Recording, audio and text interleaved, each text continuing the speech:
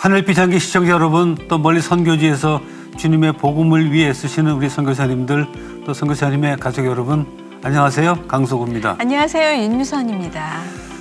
우리나라의 사회적으로도 좀 고령화가 사실 사회 문제가 됐습니다. 그런 사회 문제 후에 이 교회도 사실은 자유롭지가 않은데 이미 교회도 고령화 문제라고 할까요?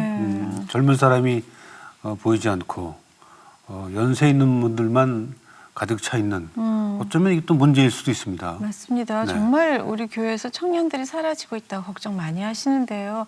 어떻게 생각하면 저희가 너무 숨가쁘게 젊은이들을 막 밀어붙여서 이렇게 여유가 없어진 거 아닌가 싶기도 네네. 하고 더 큰 사랑으로 빨리 청년들을 이렇게 품어야 되겠다 맞습니다. 생각이 너무 듭니다. 뭐 사실 교회마다 청년들이 없다, 청년들의 수가 줄어서 많은 분이 걱정을 하시는데 네. 신촌 장로교회에는 청년들이 넘쳐난답니다. 목회하시는 분들이나 네. 또 청소년, 청년을 자녀로 두고 계신 부모님들이 좀 관심 있게 방송을 봐주시길 바랍니다. 신촌 장로교회의 조동천 목사님을 모시고 무슨 이유인지 좀 알아보도록 하겠습니다.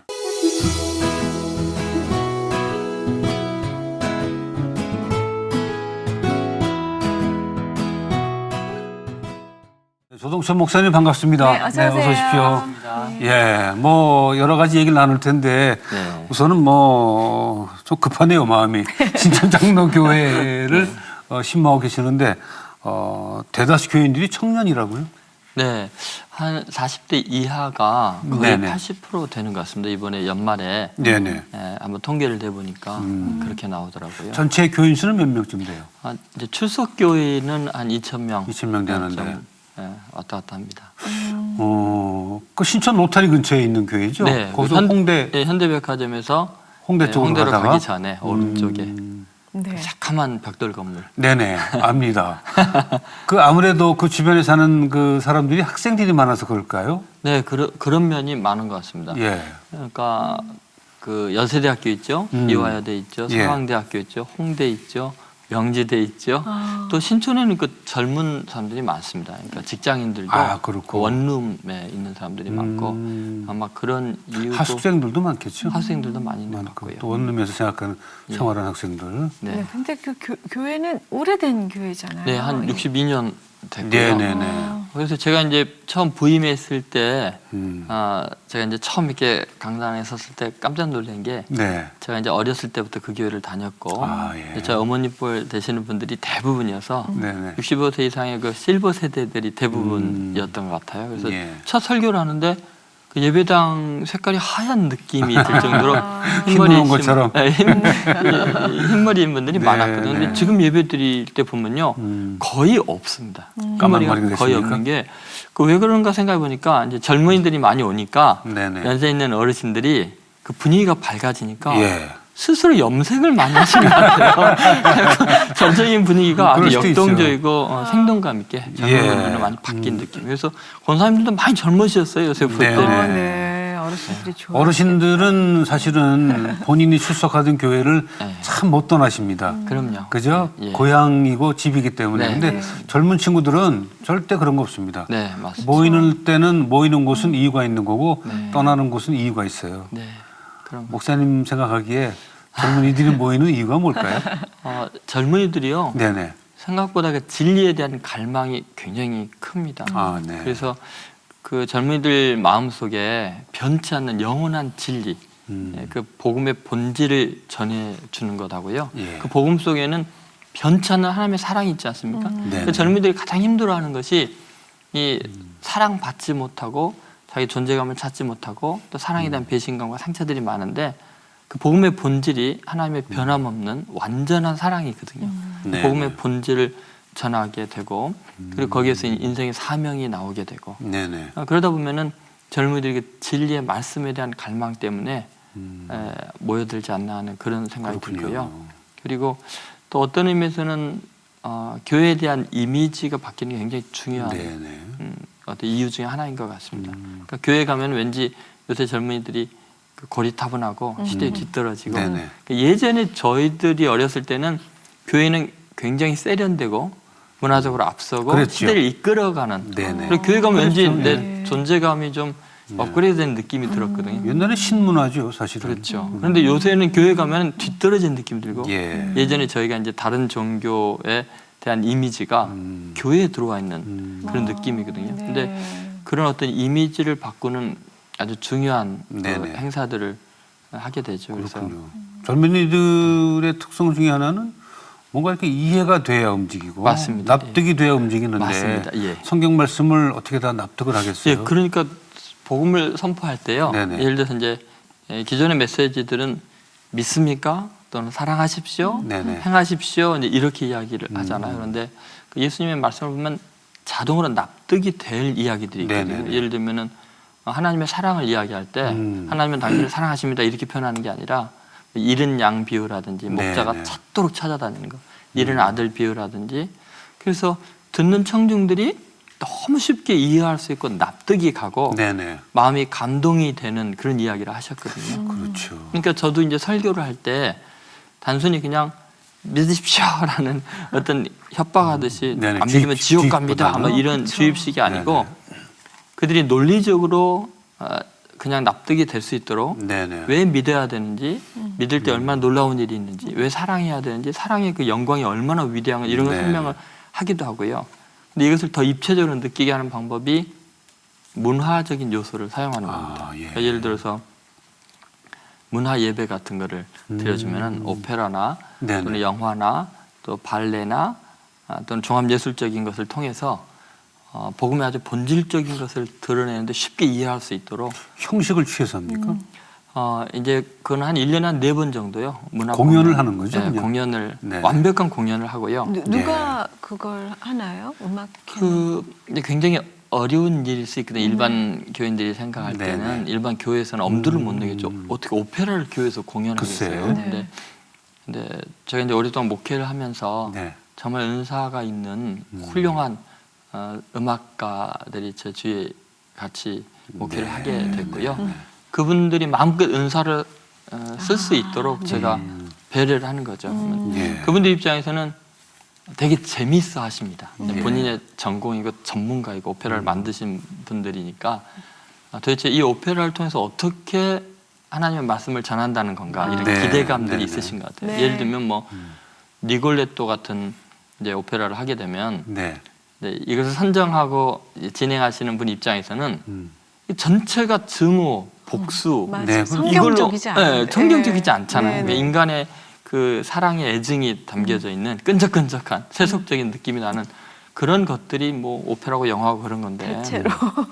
예. 근데 그것으로 어떻게 하나님의 사랑과 거룩함을 드러낼 수 있을까 네. 궁금해 하거든요. 그래서 네. 사실은 저는 이제 영화를 선정하건 오페라를 선정할 때 제가 이걸로 합시다라는 이야기를 일치 안 합니다. 예를 들면 오페라를 할 때는 오페라가 전문가에게 네네. 어떤 것이든지 공연하십시오. 그럼 제가 그걸로 복음을 전하겠습니다. 아. 또 영화 제작사들이 이제 몇 분이 저희 교회를 다닌 적이 있었어요. 이제 그분들에게 영화를 선정해 주시면 뭐 꼭 배너나 모세나 이런 거 말고요. 네. 예수 영화 말고 세상에 어떤 영화도 괜찮으니까 선정해 주면 그걸로 네네. 복음을 전하겠습니다.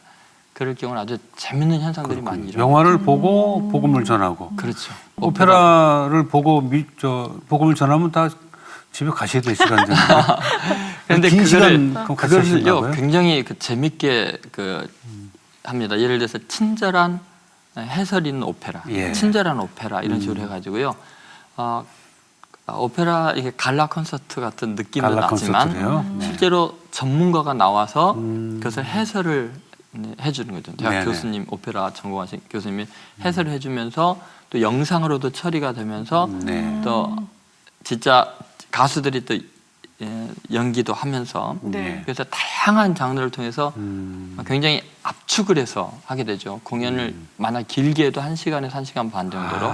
그런데 놀라운 것은 이제 거기에 참여한 이제 전문 배우들이나 가수들이나 또 감독들이 깜짝 놀랍니다. 네. 그러니까 왜요? 오페라를 이렇게까지 친절하게 아주 간략하게 하면서도 네네. 스토리 이해가 완벽하게 되니까요.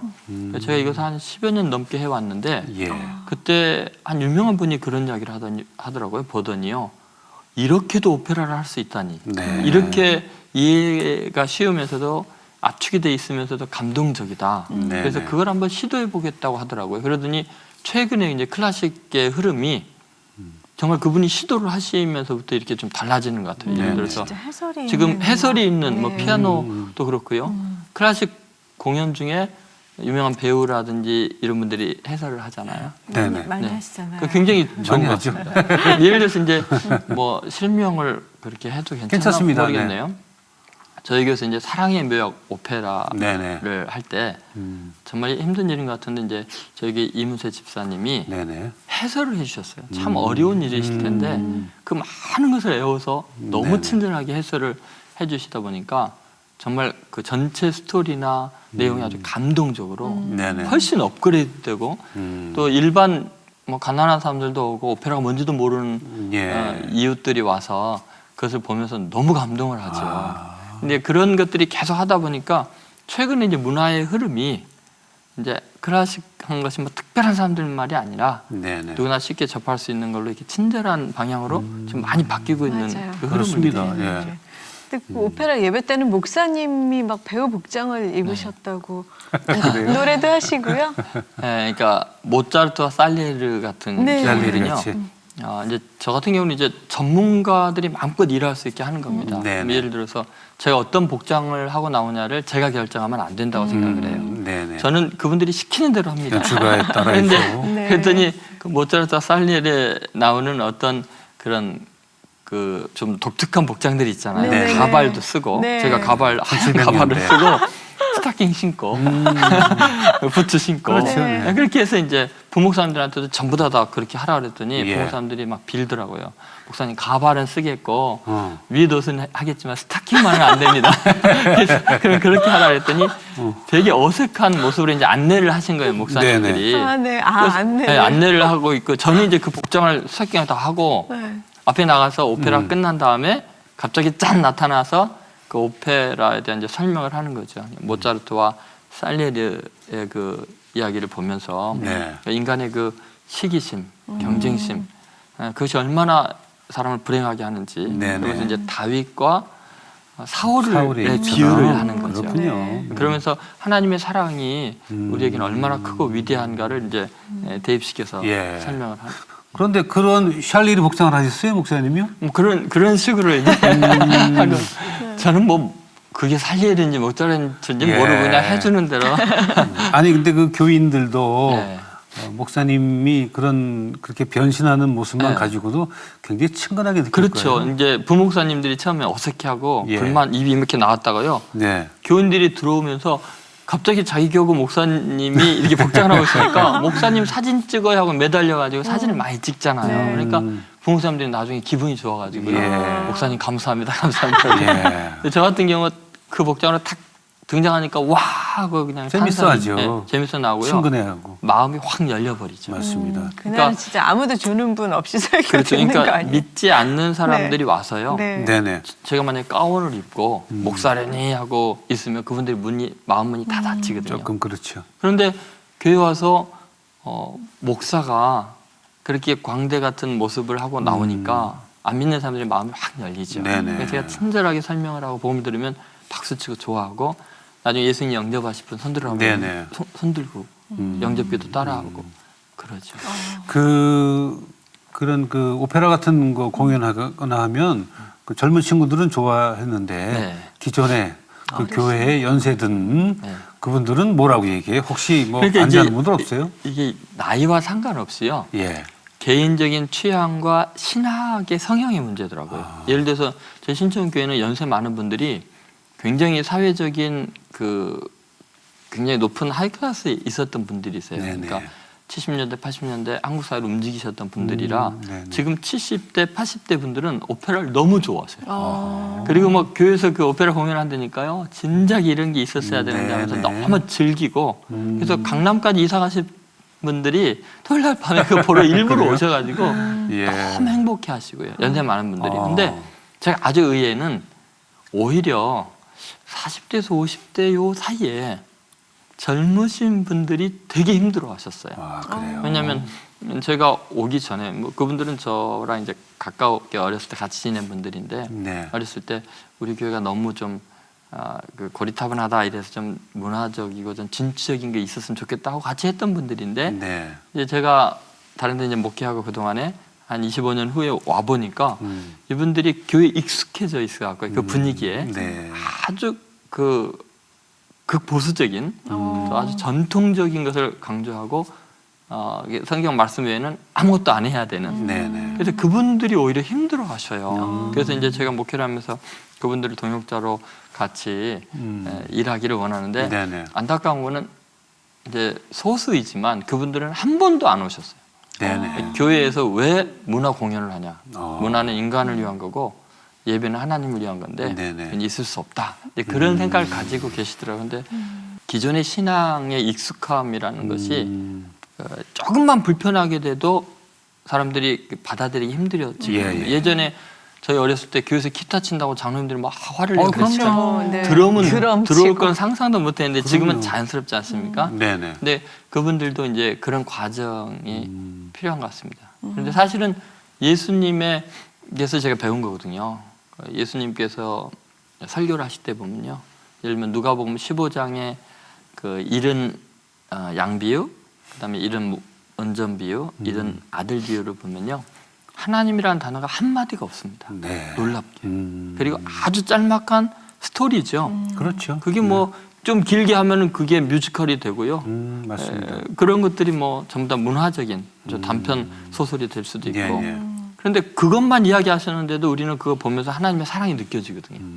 그러니까 예수님은요 온통 그런 이야기셨어요. 고대 랍비들과는 완전히 다른 이 일상의 이야기를 통해서 네. 천국을 하나님을 느끼겠죠. 예를 들면 천국은 누룩과 같다.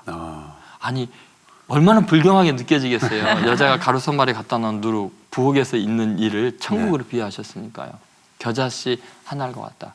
이런 걸 보면은 정말 우리의 일상의 삶, 우리가 만나는 것들, 우리가 보는 것들, 누리는 네네. 것들 속에서 하나님의 영광과 하나님의 주권과 하나님의 사랑이 있기 때문에 우리가 보는 드라마, 연속극 그거 보면서 저는 은혜를 많이 받거든요.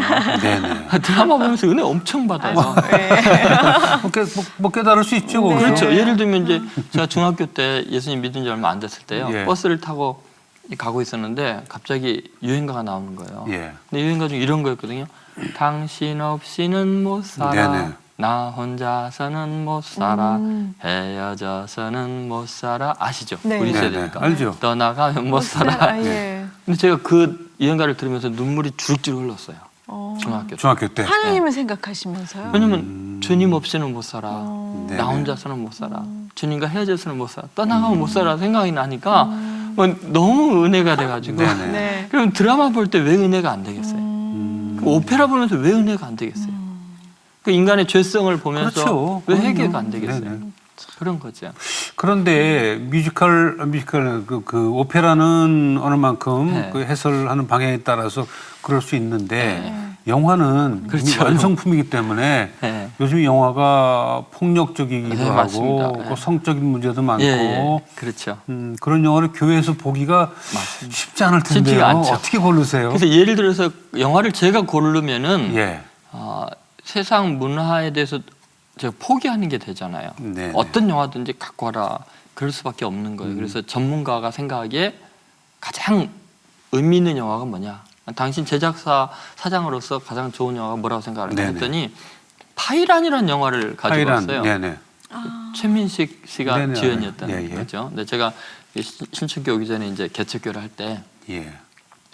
파이란 영화를 갖고 왔는데 저는 파이란 영화가 뭔지도 몰랐어요. 그래서 굉장히 좋다고 그래요. 그래서 네. 이제 영화를 상영을 하는데 거기에 이제 뭐 장로님들도 앉아 계시고 이랬죠. 근데 처음부터 욕설이 시작이 돼갖고요. 왜냐하면 삼류 깡패 생애에 대한 예, 이야기거든요. 그러니까 욕설이 계속 나오니까 장로님 중에 교육학에 오랫동안 일하셨던 국회의원이셨던 여자님이 계셨고 아주 가정교육이나 이게 반듯하신 분이었거든요. 네네. 못 견디셔서 일어나 나가셨어요. 중간에. 그러니까 쭉 보는데요. 제가 중간 정도 넘어가면서 눈물이 났어요. 너무나 큰 그 사랑의 본질적인 메시지가 나와서요. 네네. 그 내용이 그런 거거든요. 이제 36 깡패 최민식 씨가 예. 그냥 막 멸시천대를 받으면서 이제 자기 위에 있는 그 깡패들한테 그 버림받으면서 처참하게 지내는데 아마 저도 이제 오래돼서 정확한 내용이 기억이 안 납니다만 중국에 있는 너무 청순하고 아름다운 아가씨하고 펜팔을 했던 것 같아요. 편지를 썼는데 한국 남자에 대한 환상을 갖고 있어서 굉장히 존귀한 사람으로 계속해서 인정을 해주는 편지가 오가는 거예요. 예. 나중에 찾아왔는데 뭐 이렇게 만났지만 자기가 뭐 깡패라는 표현을 안 했을 거 아니에요. 그러니까 네. 굉장히 귀하게 여기는 것 같아요. 그러면서 계속 편지가 오가고 그러면서 모든 사람이 자기를 멸시하는데 한 여자만 자기를 너무너무나 존귀하게 여기니까 자기가 이렇게 살아서는 안 되겠다는 생각이 들고 자기도 인간으로서 존엄성을 찾고자 하는 열망이 생기는 사람의 인생이 바뀌고 가치관이 바뀌어요. 예. 근데 제가 그걸 보면서 세상 모든 사람이 나를 멸시하고 천대해도 내 자신도 나를 용납할 수 없을 만큼 내가 타락했어도 끝까지 나를 하나님의 자녀로 보시는 그 사랑이 있죠. 하나님의 네. 그 거룩한 사랑, 나를 끝까지 긍정하시는 그 사랑을 생각해 보면은 내가 다시 살아갈 용기가 생기는 네네네. 거죠. 근데 제가 이제 그 이야기를 한 거예요. 영화가 끝난 다음에 최민식 씨가 나와서 이제 우리 교인들과 함께 그 토크를 하고요. 막 궁금한 게 많을 거 아니에요. 네네. 그래서 그 영화에 나오는 그 최민식 선생님하고 지금 본인하고는 어떤 그 캐릭터 차이가 있습니까? 뭐 이런 질문도 그래요? 하고 예, 직접 되게- 나오셨어요. 네, 네, 오셨어요. 네, 네. 그래서 되게 감사했고요. 네. 그리고 이제 그렇게 토크쇼가 끝난 다음에 이제 제가 나가서 그 메시지의 핵심을 가지고 사실 한 여자가 이렇게 인정을 해줘 사람 인생이 바뀌는데 네. 천지를 창조한 하나님이 자기의 독생자를 희생해서 죽게 할 만큼 우리를 사랑하시고 성경에 네네. 나와 있는 모든 사람들 보면 예수님을 사랑하는 사람들 보면 뭐 가나마다 현장에 잡힌 사람, 시각장애인, 나병 환자, 버림받은 인생들을 하나님이 사랑하시니까 네. 그들의 인생이 이렇게 바뀌지 않았냐. 그러니까 여러분 스스로 어떤 대우를 받았든 자신을 어떻게 생각하든 하나님이 여러분을 위해서는 독생자를 희생할 만큼 사랑한다는 그 네. 한 가지만으로도 다시 시작하서 이런 식으로 이제 설교를 하다 보니까요. 네, 네. 거기에 앉아 있는 사람들이 충격을 받죠. 그러니까 하나님의 사랑이 아주 입체적으로 그 여자가 최민식을 사랑하는 것과 하나님이 나를 사랑하는 것은 상대가 안 되잖아요. 네, 네, 그럼요. 그럼 당연히 있으니 연결할 수밖에 없죠. 근데 그렇게 복음을 전하는 거죠. 저는 근데 목사님 말씀 들으면서 아까 그 중간에 나가신 그분도 떠오르면서 어떤 시점에서는 양자 간에 태기를 해야 될 시점도 있겠다는 생각이에요. 젊은 사람을 선택을 하든 아주 완전한 보수를 선택을 하든 이 그런 갈등이 있지 않습니까? 저는 우리는 이제 그 먼저 나간 분들을 비난하고 싶은 생각은 없지만 그렇죠. 그분들도 그게 힘드니까 이해가 그게 예배가- 받아들일 수 없을 만큼 네, 맞습니다. 그게 익숙하지가 않은 거예요. 사실은 영화의 스토리나 메시지는 그게 아닌데 네. 근데 끝까지 기다려 줄 수 있는 끝까지 기다렸더라면 이제 그렇죠. 놀랍겠죠. 예. 그리고 그런- 이제 성경에 있는 내용을 보면요. 네. 그 영화나 성경이나 큰 차이가 없습니다. 뭐가 다르냐? 영화는 인간의 절망으로 끝나지만 성경은 하나님의 사랑으로 그걸 승화시키고 네네. 그것이 변화된 이야기를 하니까요. 저는 그 예를 들어서 이제 교회가 계속해서 이런 문화 행사만 있으면 안 되죠. 물론이죠. 그래서 저는 예. 1부 예배부터 3부 예배까지는요. 음. 아주 경건한 전통 장로교 예배를 드립니다. 예배를 드리고 그래서 문화 그분들이 예배만? 마음껏 편안하게 예배 드릴 수 있게 네네네. 하고요. 그리고 이제 이 문화 예배라는 것은 믿지 않는 지역 사람들을 전도하기 위한 예. 그런 아주 중요한 역할을 하기 때문에 1년에 한 4번 정도 하는 거지 네네. 매주 그렇게 하면은 그 어르신들 그렇죠. 어떻게 예. 하겠어요? 그렇죠. 재직이나 장로회에서 예산을 좀 줘야 되는데 근데 지금 잘 설득을 하세요? 저희가 예를 들면은 그 참 고마운 게요. 네. 담회에서 대부분의 분들은 이제 좋아하지만 또 그걸 반대하시는 분도 그런 분도 있거든요. 근데 계시겠죠. 네. 그분들이 일단은 목회 방침이니까 예. 허락을 해주신 것이 놀라운 일이에요.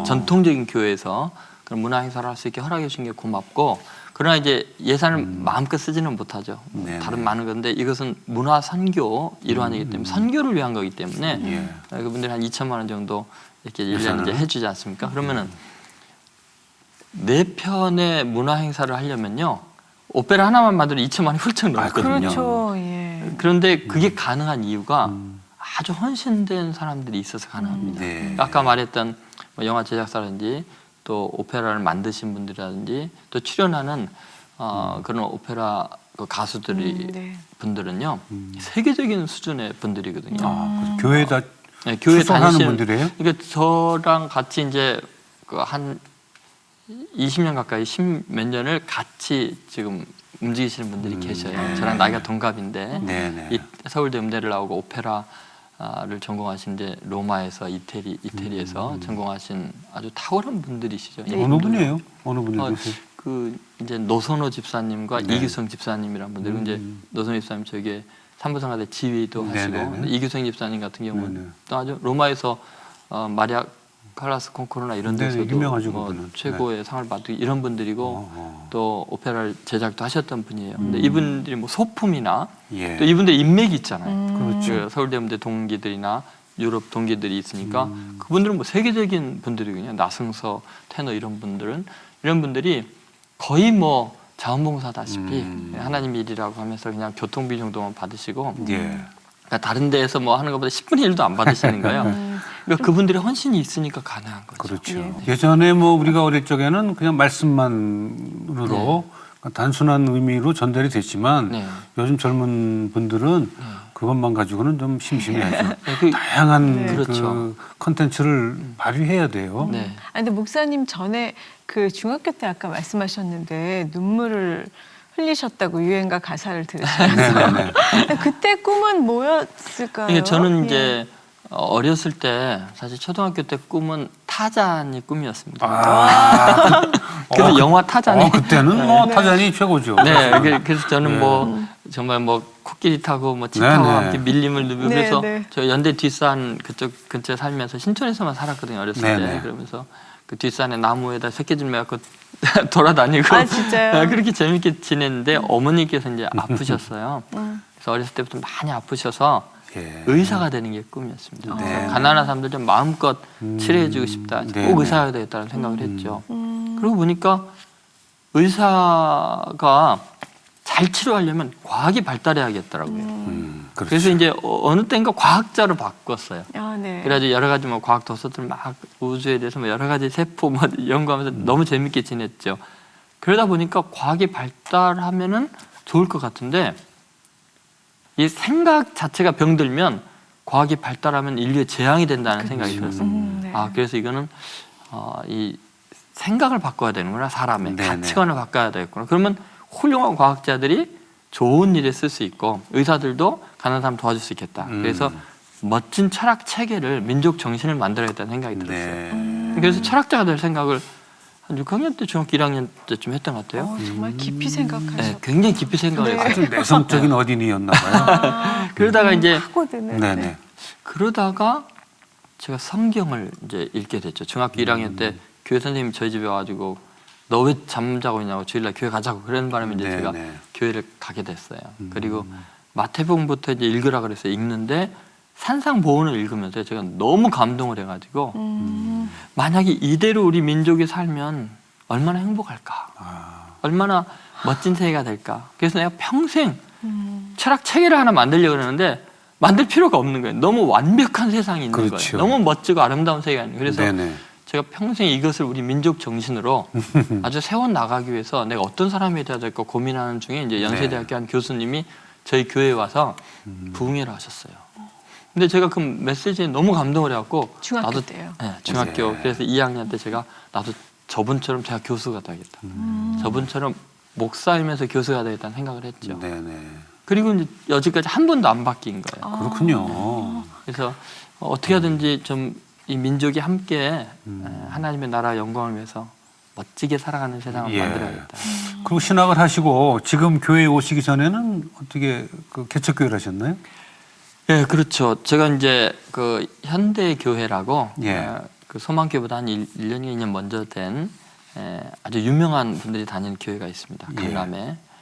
그 교회에서 36세 담임 목사가 됐었죠. 36세 담임 목사가 됐고 거기서 아주 7년 정도 목회를 아주 재밌게 했습니다. 그리고 네네. 삼성동에 교회를 건축하게 돼서 아주 멋진 교회가 이루어졌고요. 그 이후에 이제 양재동 쪽에서요 개척교회를 하게 됐어요. 아, 그래요? 개척교회를 하게 됐는데 아주 독특한 교회였죠. 우리나라 대기업에서 갤러리를 만들어놨는데 네. 거기에서 문화 행사를 갤러리에서 해야 되는데 그럼 컨텐츠가 필요하잖아요. 문화 행사를 계속해서 유지하기는 힘드는데 저희는 1년에 4번의 문화 행사를 하니까 예. 우리 교회를 거기 들어와서 주일만 예배 드리게 하면 문화 행사를 언제든지 해줄 수가 있는 거예요. 그러니까 그 회사의 관장의 입장에서는 이거 되게 유용한 거죠. 그래서 저희 교회로 와서 주일만 예배 드려라. 네네. 그리고 문화 행사를 대신 해줘야 된다. 그래서 저희는 그 어마어마한 1000평이 넘는 최고의 시설에서 예배를 무료로 드릴 수 있었죠. 예. 그렇게 예배를 드리는데 문제는 뭐냐면 갑자기 그 회사에 그 어떤 임원들이나 이런 윗선에서 행사를 주일날 하게 되면은 그렇지. 금요일날 연락이 오는 거예요. 네. 그러면은 갑자기 300여 명 개척한 지 한 2년 되니까 한 300여 명이 모이게 됐는데 그분들이 갑자기 예배 드릴 장소가 그러네요. 없어지잖아요. 네네. 그러면 이제 전교인한테 문자를 보내는 거예요. 어렵다. 양재 시민의 숲 어디로 이제 모이시기 바랍니다. 그러면은 네.